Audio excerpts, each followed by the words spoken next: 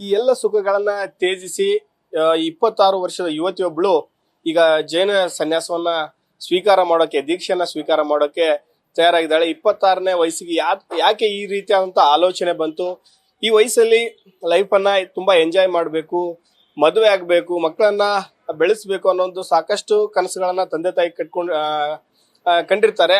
ಇಂಥ ಸಮಯದಲ್ಲಿ 26 ವರ್ಷದ ಯುವತಿ ಅಂಚಲಾ ಕುಮಾರಿ ಅಂತ ಹೇಳಿ ದಾವಣಗೆರೆ ಮೂಲದ ಯುವತಿ, ಅವಳೀಗ ಸನ್ಯಾಸತ್ವ ಸ್ವೀಕಾರ ಮಾಡಕ್ಕೆ ಸೂರತ್ ನಲ್ಲಿ ಎಲ್ಲ ರೀತಿಯ ಸಿದ್ಧತೆ ಆಗಿದೆ. ನಾಳೆನೆ ಸನ್ಯಾಸತ್ವ ಸ್ವೀಕಾರವನ್ನ ಮಾಡ್ತಾರೆ. ಈ ಬಗ್ಗೆ ಮಾತಾಡೋದಕ್ಕೆ ಈಗ ಜೈನ ಸಮುದಾಯದ ಮುಖಂಡರಾದಂತ ಗೌತಮ್ ಜೈನ್ ಇದ್ದಾರೆ, ಅವ್ರನ್ನೇ ಮಾತಾಡಿಸ್ತಾ ಹೋಗೋಣ. ಸರ್, ಈ ಹುಡುಗಿ ಹೆಸರೇನು, ಏನು ಇವ್ರ ಹಿನ್ನೆಲೆ, ಯಾಕೆ ಈ ರೀತಿ ಅವ್ರಿಗೆ ಥಾಟ್ ಬರುತ್ತೆ, ಏನು ಅಂತ? ಈಗ ನಮ್ ದಾವಣಗೆರೆಯಿಂದ ಅಚಲ್ ಕುಮಾರಿ ಅನ್ನೋ ಹುಡುಗಿ, ಅವರು ಇಲ್ಲೇ ಚೌಕಿಪೇಟೆ ನಿವಾಸಿ, ಅವರು ಇಲ್ಲೇ ಜನನಾಗಿರೋದು. ಅವರು ಈ 57ನೇ ತರುಣರು ನಮ್ ದಾವಣಗೆರೆಯಿಂದ ಸನ್ಯಾಸತ್ವ ದೀಕ್ಷೆ ಸ್ವೀಕಾರ ಮಾಡ್ತಿರೋದು.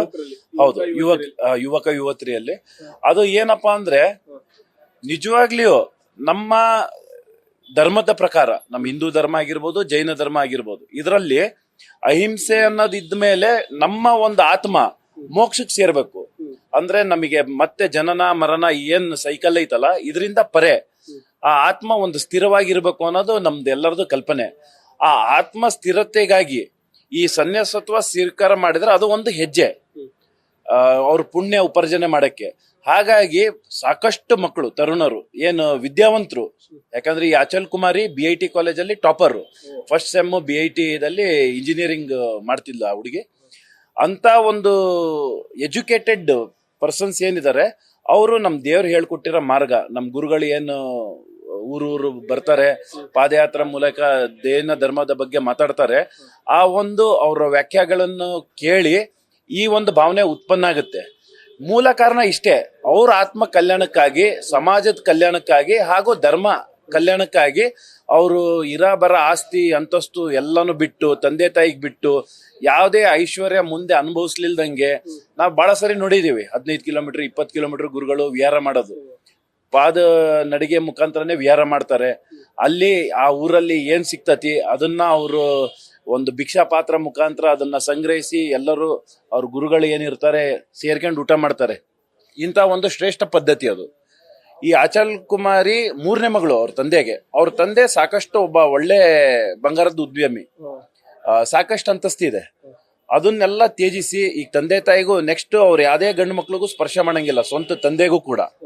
ಅಂತ ಒಂದು ಬ್ರಹ್ಮಚಾರ್ಯ ಪಾಲನೆ ಮಾಡೋರು ಅವ್ರು 57ನೇದು ನಮ್ ದಾವಣಗೆರೆ. ನಿಜವಾಗ್ಲೂ ಇದು ದೇವನಗರಿನೇ.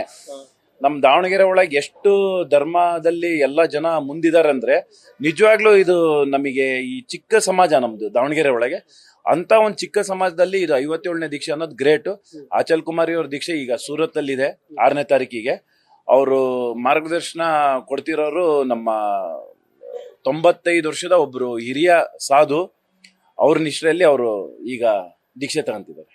ಈಗ ದಾವಣಗೆರೆಯಲ್ಲಿ ಎಷ್ಟು ಜನ ಈ ರೀತಿಯಾದಂತ ದೀಕ್ಷೆಯನ್ನ ತಗೊಂಡಿದ್ದಾರೆ? ಅದರಲ್ಲಿ ಯುವಕರೇ ಯುವತಿಯರೇ ಜಾಸ್ತಿ ಅಂತ ನಾನು, ಅದರಲ್ಲಿ ಚಿಕ್ಕ ಮಕ್ಕಳು ಇದ್ದಾರೆ ಅಂತ ಅನ್ನೋದು ಕೇಳಿದೆ.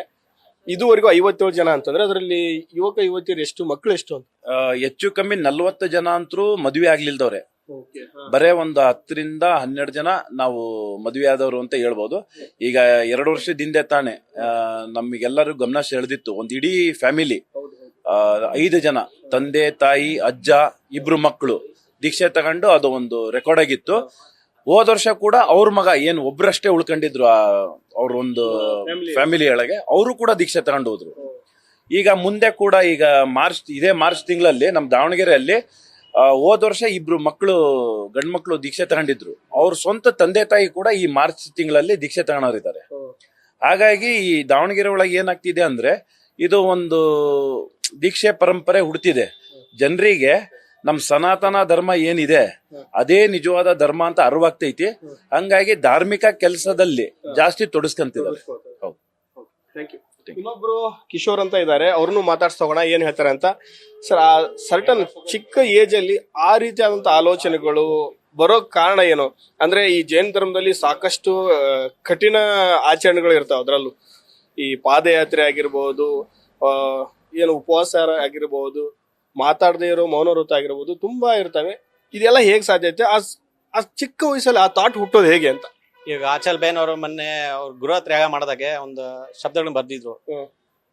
ಹೊರಗಡೆ ಕೇವಲ ಪಾಪಗಳಿದೆ, ನಾವು ಸನ್ಯಾಸ ದಿಶೆ ತಾಂಡ್ರೆ ಆ ಪಾಪಗಳಿಂದ ದೂರ ಆಗ್ಬೇಕು, ವಿಮುಕ್ತವಾಗಬೇಕು.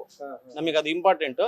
ನಾವು ಇವತ್ತಿನ ಯೂತ್ ನೋಡ್ತಿದೀವಿ, ಇವತ್ತಿನ ಯೂತ್ ಯಾ ಕಡೆ ಹೋಗ್ತೀವಿ, ಇವತ್ತಿನ ಪೀಳಿಗೆ ಯಾ ಕಡೆ ಹೋಗ್ತೀವಿ ನೋಡ್ತಿದೀವಿ. ಅದನ್ನ ಕಂಪೇರ್ ಮಾಡಿದ್ರೆ ಇವ್ರು ಫಾರ್ ಬೆಟರ್ ವೇದಲ್ಲಿ ಹೋಗ್ತಿರೋ ನಾವ್ ಹೇಳ್ಬೋದು. ಅಲ್ಲ, ಈಗ ತುಂಬಾ ಲೈಫ್ ನ ಎಂಜಾಯ್ಮೆಂಟ್, ಬೈಕು, ಕಾರು, ಸ್ವಲ್ಪ ರಿಚ್, ಆ ರೀತಿಯಾಗಿ ಯೋಚನೆ ಇರ್ತದೆ, ನಮ್ಗೆ ಬೇಕಾದಂತ ಫುಡ್. ಆದ್ರೆ ಅವ್ರಿಗೆ ಈ ಸಮಯದಲ್ಲಿ ಅದೆಲ್ಲ ಆಗಲ್ಲ. ಯಾಕಂದ್ರೆ ದೀಕ್ಷೆ ತಗೊಂಡ್ಮೇಲೆ ಅದನ್ನೆಲ್ಲ ಮಾಡಲ್ಲ, ಬಿಡ್ಬೇಕಾಗತ್ತೆ, ಬಿಡ್ತಾರೆ. ಆದ್ರೆ ಆ ಏಜ್ ಅಲ್ಲಿ, ಚಿಕ್ಕ ಏಜ್ ಅಲ್ಲಿ ಆ ತರ ಥಾಟ್ಸ್ ಹೇಗ್ ಬರುತ್ತೆ? ಸಣ್ಣ ಮಕ್ಳಿಗೆ ಇರುತ್ತೆ, ಅವ್ರಿಗೆ ಇನ್ನೂ ಬೆಳವಣಿಗೆ, ಬುದ್ಧಿಮಟ್ಟ.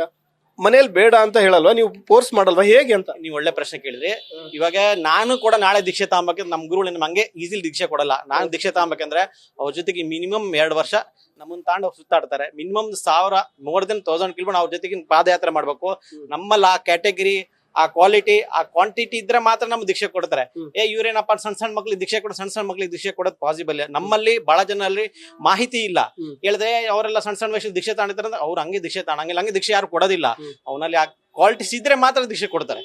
ನಾನೇ ಹೋಗ್ಬೇಕು, ನನ್ಗೆ ದೀಕ್ಷೆ ಕೊಡಲ್ಲ, ಅದು ಪಾಸಿಬಲ್ ಇಲ್ಲ. ನಾನು 2 ವರ್ಷ ತಿರ್ಗಾಡಬೇಕು, ನನ್ನೆಲ್ಲ ಗುಡ್ ಕ್ವಾಲಿಟೀಸ್ ಇದ್ರೆ ಮಾತ್ರ ದೀಕ್ಷೆ ಕೊಡ್ತಾರೆ. ಯಾಕೆ ಆ ವಿಚಾರ ಬರುತ್ತೆ?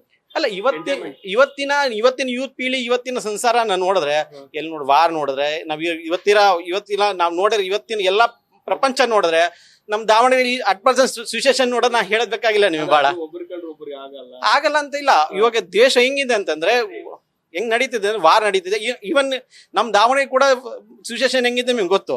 ಯುವ ಪೀಳಿ ಯಾ ಕಡೆ ಹೋಗ್ತಿದೆ, ಅದ್ರ ಕಂಪೇರ್ ಮಾಡಿದ್ರೆ ಅವರು ಒಳ್ಳೆ ರಸ್ತೆಯಲ್ಲಿ ಹೋಗ್ತಾರೆ ನಾವ್ ಹೇಳ್ಬೋದು. ನಾನು ಹುಡುಗಿ ಥಾಟ್ಸ್ ಹೇಗಿತ್ತು? ಇಲ್ಲ, ಅವರು ಅದಕ್ಕೋಸ್ಕರ ಬಹಳ ಕಷ್ಟಪಟ್ರು. ಅವರು ಮೋಸ್ಟ್ಲಿ 8 to 10 years ಮುಂಚಿದ್ದೆ ಸಿವಿಲ್ ಇಂಜಿನಿಯರ್ ಅವರು 8 ರಿಂದ 10 ವರ್ಷದಿಂದ ಮುಂಚೆ ದೀಕ್ಷೆ ತಗೊಂಬೇಕಂತಿದ್ರು. ಬಟ್ ಅವ್ರ ತಂದೆ ತಾಯಿ ಅನುಮತಿ ಕೊಡ್ಲಿಲ್ಲ. ಆಕಿಗೆ ಆ ಕ್ಯಾಟಗರಿ ಬಂದ್ಮೇಲೆ, ಆ ಗುಣ ಬಂದ್ಮೇಲೆ ಆಕಿಗೆ ದೀಕ್ಷೆ ಒಪ್ಪಿಗೆ ಕೊಟ್ಟರು, ಮುಂಚೆ ಒಪ್ಪಿಗೆ ಕೊಟ್ಟಿಲ್ಲ ತಂದೆ ತಾಯಿ. ಅವ್ರ ತಂದೆ ತಾಯಿ ಕೂಡ 8 ರಿಂದ 10 ವರ್ಷ ಅವ್ರ ಪರೀಕ್ಷೆ ತಗೊಂಡ್ರೆ. ಆಕ್ಚುಲಿ ಈಗೆಲ್ಲ ಮುಗಿದ್ಮೇಲೆ, ಅವ್ರದ್ದು ದೀಕ್ಷೆ ತಗೊಂಡ್ಮೇಲೆ ಅವ್ರ ವೇ ಆಫ್ ಲೈಫ್ ಹೇಗಿರುತ್ತೆ, ಏನೆಲ್ಲ ಮಾಡ್ಬೇಕಾಗುತ್ತೆ, ಹೆಂಗೆಲ್ಲ ಬದುಕ್ತಾರೆ ಕೊನೆ ದಿನಗಳ ತನಕ? ಇವಾಗ ಎನ್ವೈರನ್ಮೆಂಟ್ ಬಗ್ಗೆ ಮಾತಾಡ್ತಾರೆ. ಜೈನಿಸಮ್ ಎದ್ರಲ್ಲಿಲ್ಲ. ಯಾಕಂದ್ರೆ ಅವರು ಲೈಟ್ ಟಚ್ ಮಾಡಂಗಿಲ್ಲ, ಫ್ಯಾನ್ ಯೂಸ್ ಮಾಡಂಗಿಲ್ಲ, AC ಯೂಸ್ ಮಾಡಂಗಿಲ್ಲ, ವೆಹಿಕಲ್ ಯೂಸ್ ಮಾಡಂಗಿಲ್ಲ. ಟೋಟಲ್ ನಿಮಗೆ ಪ್ರಕೃತಿಗೆ ಯಾವುದೇ ಹಾನಿ ಆಗದಂತೆ ಅವ್ರ ಜೀವನ ಬೆಳೆಸ್ತಾರೆ. ಆದ ರೀತಿನೇ ಬೆಳೆಸ್ತಾರೆ ಅವರು. ಊಟದ್ದೆಲ್ಲ ಹೇಗೆ? ಊಟದ ಭಿಕ್ಷೆ ತಾಣತಾರೆ. ದಾವಣಗೆರೆ ಬಂದ್ರೆ ದಾವಣಗೆರೆ ಮನಿ ಹೋಗ್ತಾರೆ, ಭಿಕ್ಷೆ ಬೆಳತಾರೆ, ಊಟ ಮಾಡ್ತಾರೆ. ದಿನಕ್ಕೆ ಒಂದ್ಸಲನ ಊಟ ಇರ್ತದೆ. ಅವರಿಗೆ ಏನೋ ಹೆಲ್ತ್ ಇಶ್ಯೂಸ್ ಇದ್ರೆ ಮಾತ್ರ 2 ಸಲ ಮಾಡ್ತಾರೆ, ಒಂದೇ ಸಲ ಊಟ ಮಾಡ್ತಾರೆ. ಈ ಕಾರ್ಯಕ್ರಮದಲ್ಲಿ ದೂರ ಪ್ರಯಾಣ ಮಾಡ್ತಾರೆ, ನಡ್ಕೊಂತ ಹೋಗ್ತಾರೆ. ನಡ್ಕೊಂಡು ಈಗ ಸೂರತ್ ದಿಶೆ ಆಗ್ತದೆ ಅಂದ್ರೆ ಅವ್ರು ಎಲ್ಲಿ ದಾವಣಗೆರೆ ಬರ್ಬೇಕಂದ್ರೆ ನಡ್ಕೊಂತಾನೆ ಬರ್ಬೇಕು. ಸನ್ಯಾಸ ನಮ್ಲ ಜೈನಿಸಂ ದೀಕ್ಷಾ ತಾಂಡ್ಮೇಲೆ ಅವ್ರೆಲ್ಲಾ ಕಡೆ ನಡ್ಕೊಂತ ಪಾದಯಾತ್ರೆ ಮಾಡ್ಬೇಕು. ನೀವು ನೋಡಿರ್ಬೇಕು, ಬಹಳ ಕಡೆ ವೈಟ್ ಬಟ್ಟೆ ಹಾಕೊಂಡು ಗುರುಗಳು ಪಾದಯಾತ್ರೆ ಮಾಡ್ತಿರ್ತಾರೆ, ಅವ್ರು ಪಾದಯಾತ್ರೆ ಮಾಡ್ತಾರೆ. ಇದಿಷ್ಟು ಕಿಶೋರ್ ಮತ್ತೆ ಅವರ ಸಮುದಾಯದ ಮುಖಂಡರ ಮಾತು. ಅವ್ರು ಹೇಳೋದೇನಂತಂದ್ರೆ, ರಿಯಲ್ ಹ್ಯಾಪಿನೆಸ್ ಗಾಗಿ ನಾವು ಈ ರೀತಿಯಾದಂತಹ ಸನ್ಯಾಸತ್ವವನ್ನು ಸ್ವೀಕಾರ ಮಾಡ್ತಾರೆ. ಅದರಲ್ಲೂ ಕೂಡ ದಾವಣಗೆರೆಯಲ್ಲಿ ಇದುವರೆಗೂ 57 ಜನ ಸನ್ಯಾಸತ್ವವನ್ನ ಸ್ವೀಕಾರ ಮಾಡಿದರೆ, ಅದರಲ್ಲೂ ಮದುವೆ ಆಗದೆ ಇರುವಂತ 40 ಜನ ಈಗಾಗಲೇ ಅಷ್ಟೊಂದು ಜನ ಸನ್ಯಾಸತ್ವ ಸ್ವೀಕಾರ ಮಾಡ್ತಾ ಇದ್ರೆ. ಅವರ ಬದುಕು, ಅವರಾಗಲೇ ಚಿಂತನೆ ಬಂದಿರುತ್ತೆ. ಚಿಕ್ಕ ವಯಸ್ಸಲ್ಲೂ ಕೂಡ ಅವರು ಧಾರ್ಮಿಕವಾಗಿ ಜೈನ ಸಮುದಾಯಗಳಿಗೆ, ದೇವಸ್ಥಾನಗಳಿಗೆ ಹೋಗ್ತಾ ಇರ್ತಾರೆ. ಅವ್ರ ಬಗ್ಗೆ ಹೆಚ್ಚಿನ ಅವರು ವಿಚಾರ ಸಂಕಿರಣಗಳಲ್ಲಿ ಭಾಗಿಯಾಗ್ತಾ ಇರ್ತಾರೆ, ಕೇಳ್ತಾ ಇರ್ತಾರೆ. ಇವುಗಳಿಂದೆಲ್ಲ ಪ್ರಭಾವಿತರಾಗಿ ಅವರು ಈ ರೀತಿಯಾದಂತ ಸನ್ಯಾಸ ದೀಕ್ಷೆನ ಸ್ವೀಕರಿಸ್ತಾರೆ. ಎಲ್ಲರೂ ಅನ್ಕೊಂಡಿರ್ತಾರೆ ತುಂಬಾ ಆಸ್ತಿ ಇದ್ದವರು, ಅಂದ್ರೆ ನಮ್ಮ ಏನು ಜೀವನ ಏನಿರುತ್ತೆ ಅದನ್ನ ಅದ್ದೂರಿಯಾಗಿ ಕಳಿಬೇಕು, ಚೆನ್ನಾಗಿ ಬದುಕಬೇಕು ಅನ್ಕೊಂಡಿರ್ತಾರೆ. ಆದ್ರೆ ಈ ರೀತಿಯಾಗಿ ಅವರು ದೀಕ್ಷೆನ ತೆಗೆದುಕೊಂಡು ಹೋಗೋದು ನಿಜಕ್ಕೂ ಆಶ್ಚರ್ಯ ಅಂತಾನೆ ಹೇಳ್ಬೋದು. ಕ್ಯಾಮರಾ ಪರ್ಸನ್ ಲೋಕೇಶ್ ಜೊತೆ Mahadev BG, news first, Davanagere.